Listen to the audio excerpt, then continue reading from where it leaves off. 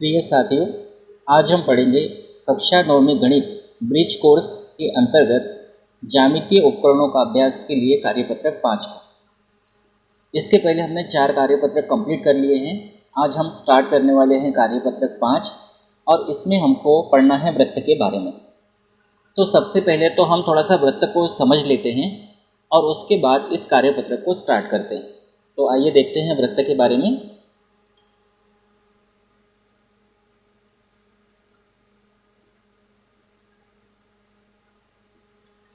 तो यहाँ पर हमारा जो ये कागज़ है, एक तरह से कह सकते हैं कि ये समतल है।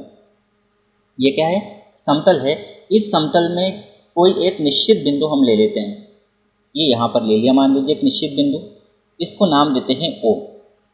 तो यहाँ पर ये जो O है ये हमारा है निश्चित बिंदु, या इसको कह सकते हैं नियर बिंदु, या इसको कह सकते हैं फिक्स पॉइंट।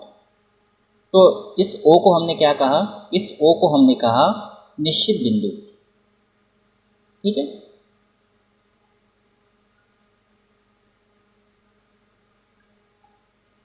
और ये जो निश्चित बिंदु है, इस निश्चित बिंदु से समान दूरी पर, निश्चित बिंदु जो है इस निश्चित बिंदु से समान दूरी पर हम बिंदु का एक पथ बनाते हैं, बिंदु का एक रास्ता बनाते हैं। देखो इस तरह से, ये क्या है? बिंदु का रास्ता है, जिसको हम कह सकते हैं बिंदु पथ।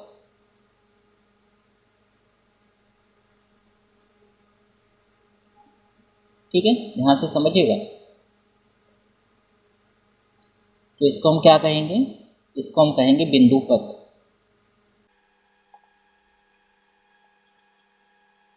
और ये जो हमने बिंदु पथ बनाया है, ये बिंदु का रास्ता, या जिसको हमने कहा बिंदु पथ, ये प्रत्येक बिंदु इस निश्चित बिंदु से समान दूरी पर है। मतलब यहाँ से यहाँ तक की दूरी जितनी होगी, यहाँ से यहाँ तक की दूरी, यहाँ से यहाँ तक की दूरी, मतलब निश्चित बिंदु से प्रत्येक बिंदु की दूरी समान होगी। तो इस तरह से यहाँ पर ये जो बिंदु का रास्ता है, जिसको हम कह रहे हैं बिंदु पथ है, इसको आप अगर देखोगे तो ये सारे बिंदु आपस में एक लाइन की तरह दिखेंगे। मतलब एक जैसे, एक लाइन जैसे दिखाई देंगे। तो इस तरह से हम इसको क्या कह सकते हैं? वृत्त कह सकते हैं। तो वृत्त को हम कैसे डिफाइन करते हैं? तो वृत्त को हम परिभाषित कर सकते हैं कि अगर हमारे पास कोई समतल है, उस समतल में निश्चित बिंदु से समान दूरी पर, निश्चित बिंदु से समान दूरी पर जो बिंदु का पथ होता है, या बिंदु का जो रास्ता होता है, या समान दूरी पर जो बिंदु है, इन बिंदुओं से बनी जो आकृति है, इसको हम कहते हैं वृत्त। तो यहाँ पे वृत्त की परिभाषा बनती है। क्या परिभाषा बना सकते हैं? हम कह सकते हैं किसी समतल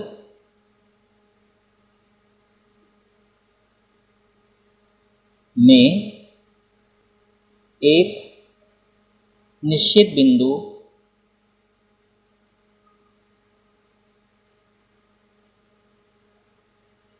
से, निश्चित बिंदु O है, निश्चित बिंदु से समान दूरी पर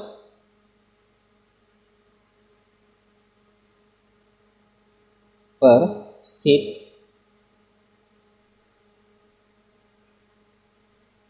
बिंदुओं से बनी आकृति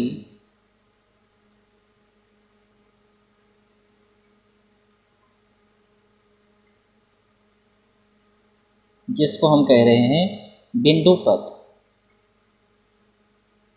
बिंदुओं से बनी आकृति मतलब बिंदु पथ को क्या कहते हैं? वृत्त कहते हैं। जैसे चूड़ी आपने देखी है, साइकिल का पहिया होता है, तो ये सारे के सारे जो है ये वृत्त के एग्जाम्पल। ठीक, तो वृत्त क्या होता है आपने समझ लिया है। किसी समतल में एक निश्चित बिंदु से समान दूरी पर स्थित बिंदुओं से बनी आकृति या बिंदु पथ को हम क्या कहते हैं? वृत्त कहते हैं। और ये जो निश्चित बिंदु होता है, इस निश्चित बिंदु को हम कहते हैं वृत्त का केंद्र। एकदम बीचों बीच में रहता है, सेंटर में रहता है, तो इसको कहते हैं वृत्त का केंद्र। और ये जो बिंदु का रास्ता है, ये जो बिंदु का रास्ता है, या ये कहे कि ये जो किनारे का रास्ता, जैसे मान लीजिए आपने यहाँ से चलना प्रारंभ किया और यहाँ इस बिंदु पथ पर चलते चलते वापस आप घूमकर यहाँ आ गए, तो इस तरह से आप जो घूम कर आए हैं, ये वास्तव में वृत्त की परिधि है। वृत्त की परिधि मतलब होता है वृत्त के किनारे की जो माप है, या वृत्त के किनारे की जो नाप है इसको कहते हैं वृत्त की परिधि। तो दूसरी बात हम लिख सकते हैं वृत्त की परिधि। वृत्त की परिधि क्या होती है, तो हम इसको परिभाषित कर सकते हैं, वृत्त के किनारे की माप को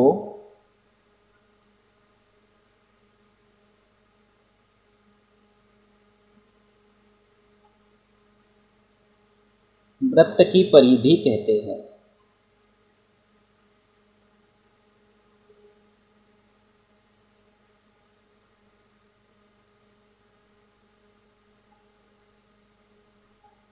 ठीक है, और वृत्त की परिधि को हम दर्शाते हैं सी के द्वारा। इसको इंग्लिश में बोलते हैं सर्कमफेरेंस, इसीलिए इसे कैपिटल सी से प्रदर्शित करते हैं।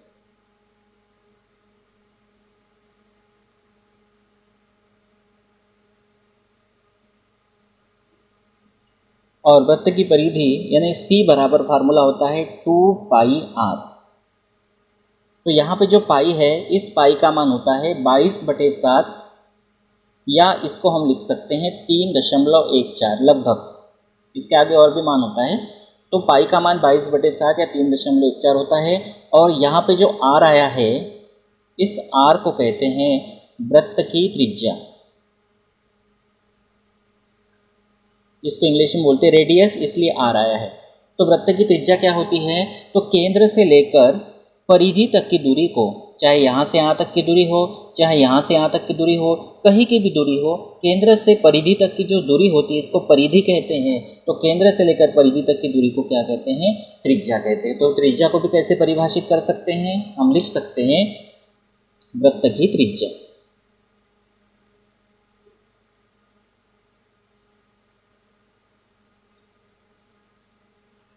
तो हम परिभाषित कैसे करेंगे, वृत्त के केंद्र से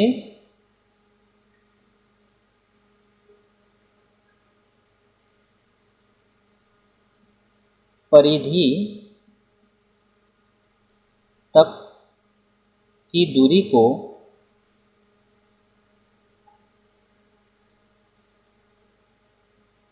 वृत्त की त्रिज्या कहते हैं। और त्रिज्या, इसको इंग्लिश में बोलते हैं रेडियस, इसलिए आर आता है। त्रिज्या कहते हैं इसे स्मॉल आर से प्रदर्शित करते हैं।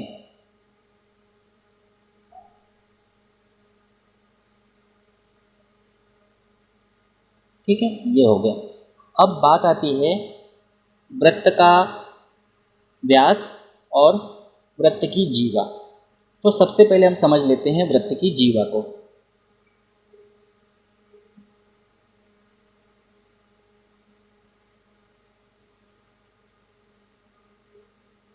वृत्त की जीवा का मतलब क्या है कि हमारी जो परिधि है, ये जो वृत्त की परिधि है, तो इस वृत्त पर कोई भी दो बिंदुओं को लेकर, कोई भी दो बिंदु, मान लीजिए हमने इस बिंदु को लिया, इस बिंदु को लिया, किन्हीं दो बिंदुओं को लेकर हम मिलाते हैं, इसको मिला देते हैं। कोई दो बिंदु हमने ले लिए और लेकर इसको मिला दिया, तो यहाँ से एक रेखाखंड बन गया। क्योंकि इसके दो अंत बिंदु हैं, तो हम ये कह सकते हैं कि वृत्त पर कोई दो बिंदु लेकर, कहीं पर भी ले सकते हैं, कोई भी दो बिंदु हो सकते हैं, जरूरी नहीं कि यहाँ पे भी हो सकता है, यहाँ पे कहीं पर भी हो सकता है। तो वृत्त पर हमने दो बिंदुओं को लिया और दो बिंदुओं को मिलाने वाला एक रेखाखंड खींचा। तो ये जो रेखाखंड हमने खींचा, उसी को हम कहते हैं वृत्त की जीवा। अगर मान लीजिए एक बिंदु यहाँ है और एक बिंदु यहाँ आपने ले लिया, इसको भी मिला दिया पूरा यहाँ से लेकर यहाँ तक, ये और ये बिंदु, तो ये भी है वृत्त की जीवा। तो वृत्त की जीवा क्या होती है, तो हमारा जो वृत्त होता है, उस वृत्त के किन्हीं दो बिंदुओं को मिलाने वाला जो रेखाखंड होता है, वृत्त के किन्हीं दो बिंदुओं को या परिधि पर किन्हीं दो बिंदुओं को लेकर उसको मिलाने वाला जो रेखाखंड होता है, यानी रेखा का एक भाग होता है, उसको हम कहते हैं वृत्त की जीवा। ध्यान से समझना है। तो क्या कहेंगे हम, वृत्त पर या वृत्त की परिधि पर भी बोल सकते हैं, वृत्त पर स्थित किन्हीं दो बिंदुओं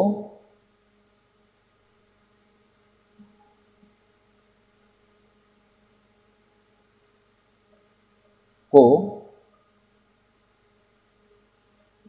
मिलाने वाले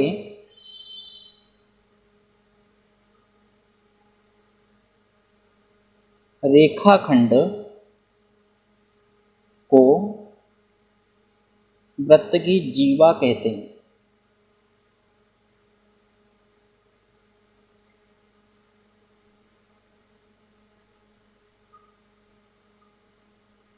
अब यहाँ एक बात और आपको बताता हूँ, वृत्त का व्यास।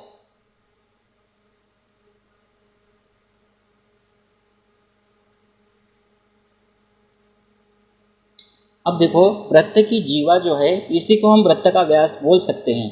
कब बोल सकते हैं? जैसे मैंने इसको क्या कहा, जैसे इसको ए नाम दे दिया, इसको बी नाम दे दिया, इसको सी नाम दे दिया, इसको डी नाम दिया, तो दो बिंदु ए और बी, तो ये वृत्त पर जो दो बिंदु लिए हैं, इनको मिलाने वाली जो रेखाखंड है उसको हमने कहा जीवा। लेकिन अगर जीवा वृत्त के केंद्र में से होकर जाती है तो उसको हम कहते हैं वृत्त का व्यास। मतलब ये जो है जीवा तो है ही, लेकिन ये जीवा वृत्त के केंद्र में से होकर जा रही है, इसलिए हम इसको व्यास कहेंगे। तो जीवा को व्यास कब कहेंगे? जब वह वृत्त के केंद्र में से होकर जाएगी। तो हम क्या कह सकते हैं कि वृत्त की जीवा जब केंद्र में से होकर जाती है तो उसको वृत्त का व्यास कहते हैं। ये जीवा है, लेकिन यहाँ केंद्र में से होकर गई है क्या? नहीं है, ये केंद्र में से होकर नहीं गई है, तो इस जीवा को व्यास नहीं कहेंगे। तो कौन सी जीवा को व्यास कहेंगे? जो वृत्त के केंद्र में से होकर जाती है। तो हम क्या कहेंगे? वृत्त के केंद्र, केंद्र मतलब ओ है, केंद्र में से होकर जाने वाली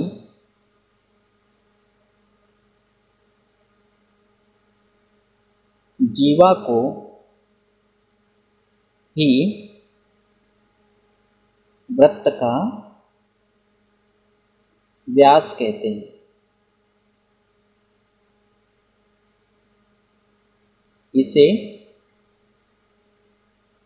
इसको बोलते हैं डायमीटर, तो इसे डी से प्रदर्शित करते हैं, स्मॉल डी से प्रदर्शित करते हैं।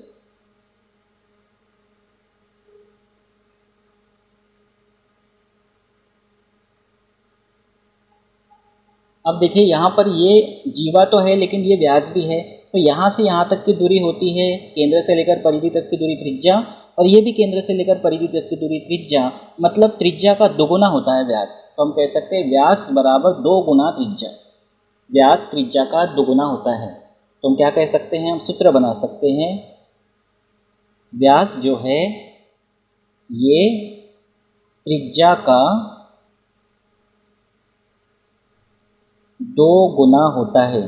तो व्यास को हम कहते हैं डी बराबर 2, त्रिज्या यानी आर, तो ये हो जाएगा 2 गुना आर। तो इस तरह से व्यास बराबर होता है 2 गुना त्रिज्या।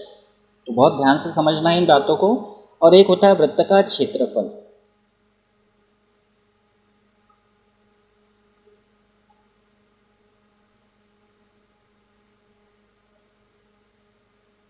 वृत्त का क्षेत्रफल, तो इसको हम ऐसे परिभाषित कर सकते हैं, देखो आर मतलब होता है वृत्त की त्रिज्या, तो त्रिज्या के वर्ग का पाई गुना, त्रिज्या के वर्ग का पाई गुना कहलाता है वृत्त का क्षेत्रफल।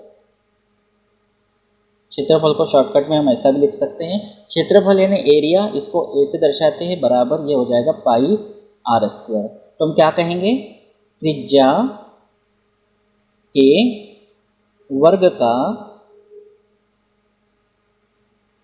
पाई गुना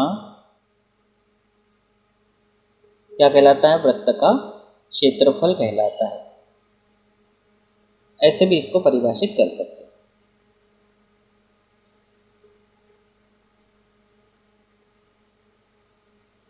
आप मुझे कमेंट करके ये बताना कि आप वृत्त के क्षेत्रफल को कैसे परिभाषित करेंगे। तो इस तरह से ये बातें आपने सीखी। आपने आज क्या देखा? वृत्त का केंद्र क्या है उसको समझा, साथ में वृत्त की परिधि क्या होती है, जीवा क्या है, व्यास क्या है, साथ ही साथ वृत्त की त्रिज्या क्या होती है, वृत्त का क्षेत्रफल कैसे ज्ञात करते हैं। तो ये बातों को हमने सीखा है। तो ओवरऑल ये वृत्त के बारे में एकदम बेसिक जानकारी, ये हमको पता होना बहुत ज़रूरी है। तो अब हम चलते हैं हमारे मेन टॉपिक की तरफ। तो क्वेश्चन में क्या बोला है, कार्यपत्रक 5 में पहला क्वेश्चन, दी गई त्रिज्या का वृत्त खींचिए। तो वृत्त क्या होता है हमने समझ लिया, ठीक है। वृत्त का मतलब होता है अगर कोई समतल है, उस समतल में एक निश्चित बिंदु से समान दूरी पर स्थित बिंदु का जो पथ होता है या बिंदु से बनी आकृति जो होती है उसको हम कहते हैं वृत्त। तो हमको यहाँ पर क्या करना है, 2.5 सेंटीमीटर त्रिज्या का वृत्त खींचना है। तो ये है हमारे पास प्रकार, इसको कहते हैं प्रकार। एक तरफ नुकीला भाग होता है, दूसरी तरफ हम इसमें पेंसिल लगाते हैं। इसका उपयोग हम वृत्त को बनाने के लिए करते हैं, साथ ही साथ इसका उपयोग हम चाप खींचने के लिए भी करते हैं और लंबाइयों को मापने के लिए भी हम कर सकते हैं, ठीक है। जैसे कोई रेखाखंड खींचा है तो वहाँ पे हमने रख लिया और स्केल पर रखकर चेक किया कि वो कितना है, ठीक। तो इस तरह से पर्टिकुलर इसका जो उपयोग है वो है, एक तो वृत्त खींचने के लिए, दूसरा चाप खींचने के लिए इसका उपयोग करते हैं। तो पहला बोला है, इसको हल करेंगे हम। 2.5 सेंटीमीटर, सेंटीमीटर को ऐसे लिखते हैं, त्रिज्या का एक वृत्त खींचना है। तो दो तरीके से हम खींच सकते हैं। एक तो तरीका ये है कि आप इसमें 2.5 सेंटीमीटर का अंतर ले लो, 2.5, ये देखिए यहाँ से यहाँ तक ये 1, 2 और ये 2.5 ये होगा, ये एक तरीका है। ये देखिए 2.5, यहाँ पे 0 और ये आ गए आप 2 के बाद 5 लाइन मतलब 2.5। एक तरीका ये है, ऐसा लेके भी आप कर सकते हैं। या दूसरा तरीका ये है, आप स्केल से 2.5 सेंटीमीटर एक समतल पर रेखाखंड पहले बना लो, वो भी आप कर सकते हैं। तो हम ऐसे बना लेते, देखिए हम क्या करते हैं, समतल पर 2.5 सेंटीमीटर का एक रेखाखंड बना लेते हैं। ये एक अंत बिंदु और 2.5 यहाँ पर होगा, ये दूसरा अंत बिंदु। तो इस तरह से ये हमने बना लिया रेखाखंड 2.5 सेंटीमीटर का, यहाँ लिख देते हैं 2.5 सेंटीमीटर। अब इतना करने के बाद आपको जो प्रकार है उसका नुकीला सिरा एक बिंदु पर रखकर, किसी भी बिंदु पर आप रख सकते हो, ये वाला बिंदु या ये वाला बिंदु। 2.5 सेंटीमीटर हमको त्रिज्या बोला था, तो 2.5 सेंटीमीटर त्रिज्या का एक रेखाखंड हमने खींच लिया। तो किसी भी बिंदु पर रखकर आप इतना अंतर लेकर, देखो हमने पहले ले लिया था तो उतना ही अंतर है, तो इतना अंतर लेकर आपको एक वृत्त खींचना है। तो ये थोड़ा ध्यान से करना होगा हमको।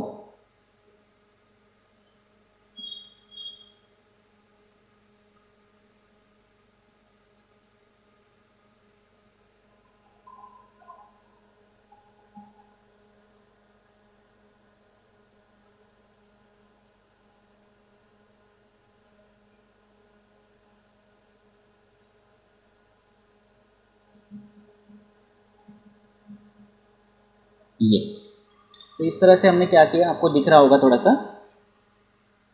तो ये हमने क्या किया, 2.5 सेंटीमीटर त्रिज्या का, देखो ये केंद्र है और इसको अगर हम ए बिंदु दे दें तो ये OA जो हो जाएगी, ये हो जाएगी वृत्त की त्रिज्या। और हमने अभी पढ़ा है वृत्त की त्रिज्या क्या होती है, केंद्र से लेकर परिधि तक की दूरी। तो ये है हमारी परिधि और ये केंद्र, तो केंद्र से लेकर परिधि तक की दूरी ये है त्रिज्या, ठीक है। थोड़ा सा डार्क नहीं आया लेकिन आप समझ गए होंगे किस तरह से हमने बनाया है। अब लेते हैं हम सेकंड वाला। सेकंड है 3.2 सेंटीमीटर। तो इतना सेंटीमीटर का हम पहले रेखाखंड बना लेते हैं, या हम अंतर लेकर भी कर सकते हैं जैसा मैंने आपको बताया प्रकार में। तो हम 3.2 सेंटीमीटर का एक रेखाखंड खींच लेते हैं। तो ये है आपका स्टार्टिंग पॉइंट और 3.2 बोला तो ये 3 के बाद ही 2 छोटी छोटी लाइन मिलीमीटर की, इसको मिला लेते हैं। ये तो ये है 3.2 सेंटीमीटर, ठीक। अब आप प्रकार के नुकीले भाग को कहीं पर भी रख के इतना अंतर आप ले सकते, या तो यहाँ या तो यहाँ। ये देखिए इतना अंतर हमने ले लिया, ये 3.2 सेंटीमीटर। तो इतने त्रिज्या का हमको एक वृत्त यहाँ पे खींचना है। तो चलिए वृत्त खींचते हैं।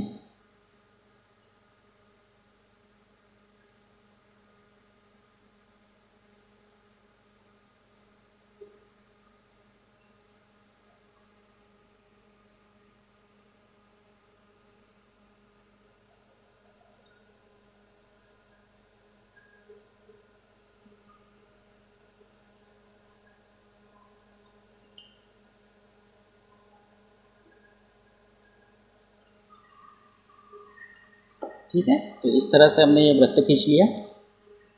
थोड़ा सा इसको मिटा देते हैं, इसको हम पेन से मिला देते हैं ताकि आपको डार्क दिखे।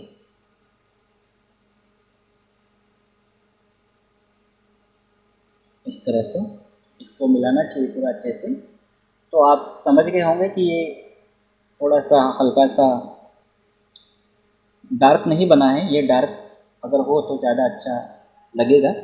तो ये 3.2 सेंटीमीटर का एक वृत्त हमने बनाया। तो इसको अगर ओ नाम दे, इसको अगर ए नाम दे, तो ओ ए जो है वृत्त की त्रिज्या है और यह है 3.2 सेंटीमीटर। ऐसे ही आप क्या करेंगे, 1.8 सेंटीमीटर त्रिज्या का वृत्त बनाकर देखेंगे अपने मन से। ठीक, उसके बाद हम देखते हैं क्वेश्चन दूसरा। इसमें 3 पॉइंट दिए हैं, मैं इसमें से एक करके देता हूँ, 2 आप करना, बहुत आसान है। तो इसमें क्या बोला है, दिए गए बिंदुओं से, ये जो बिंदु दिए हैं, इन बिंदुओं से बराबर त्रिज्या के चाप खींचिए जो परस्पर काटते हैं। तो यहाँ पे हमको चाप खींचना है। इसके पहले हमने वृत्त बनाया, अब यहाँ पे हमको चाप खींचना है।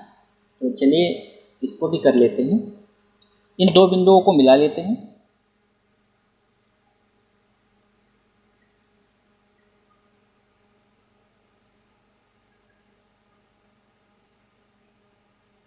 इन 2 बिंदुओं को मिला लिया। अब 2 बिंदुओं को मिलाने के बाद चाप खींचने के लिए क्या करना है, ये जितना ए और बी के बीच ये जो रेखाखंड है, ये जितनी लंबाई का रेखाखंड है, तो इसमें हमको क्या करना है, आधे से ज़्यादा अंतर लेना है। कितना भी हो सकता है, बस आधे से ज़्यादा लेना है। जैसे मान लीजिए लगभग आधा है, तो आधे से ज़्यादा लेना है। तो आधे से ज़्यादा आप कितना भी ले सकते हैं।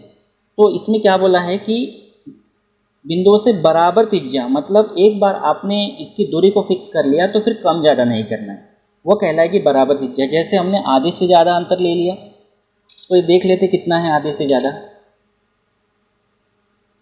तो ये है 3.2 है, लगभग 3.2। तो ठीक है, कोई दिक्कत नहीं है। तो आधे से ज़्यादा है, ये हमेशा ध्यान रखना चाप खींचते समय। तो अब ये जो 3.2 सेंटीमीटर है, एक तरह से हम इसको त्रिज्या कहेंगे, और इतनी त्रिज्या का चाप खींचना है। अब ये अंतर कम ज़्यादा नहीं करना है। और चाप कैसे खींचना है, इस बिंदु से 2 चाप खींचना है, इस बिंदु से 2 चाप, और ऊपर और नीचे वो परस्पर काटना चाहिए। देखिए खींचते हैं, पहले यहाँ पर रखते हैं, ये एक चाप ऊपर, एक ऐसा ही चाप नीचे खींच लेते हैं, इधर एक चाप बना लेते हैं यहाँ रखकर ऊपर, और एक चाप बनाते हैं नीचे। ठीक है, तो यहाँ ये जो चाप बनाए, ये 2 बिंदुओं पर काट रहे हैं, ये यहाँ पर काट रहा है, इसको हम कुछ भी नाम दे सकते हैं जैसे P, और एक यहाँ पर काटा है, इसको हम नाम देते हैं Q। तो इस तरह से ये 2 चाप बनाए।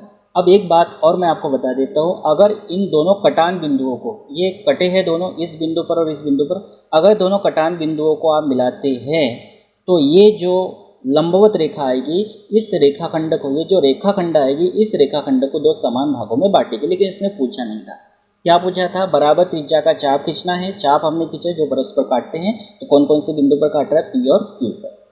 कुछ भी नाम आप दे सकते हैं। वैसे आप इसको हल करके देखिए और इसको हल करके देखिए। ठीक है, तो ये कार्यपत्रक यहाँ होता है कंप्लीट।